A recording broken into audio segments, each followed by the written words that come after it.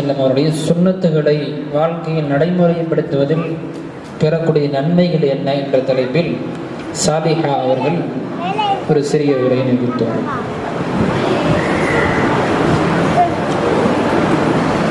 அஸ்ஸலாமு அலைக்கும் வரஹ்மத்துல்லாஹி வபரகாத்துஹு. நபியின் சுன்னத்தை பேணுவதால் கிடைக்கும் நன்மைகள்.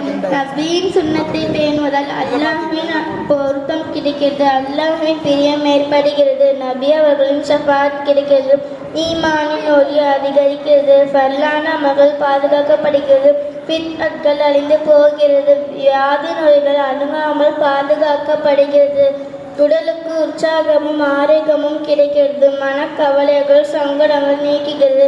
ஆகவே நாமும் நபியின் சுன்னத்தை பேணி இத்தகைய நன்மைகளை அடைந்து கொள்ள அல்லாஹ் உதவி புரிவானாக.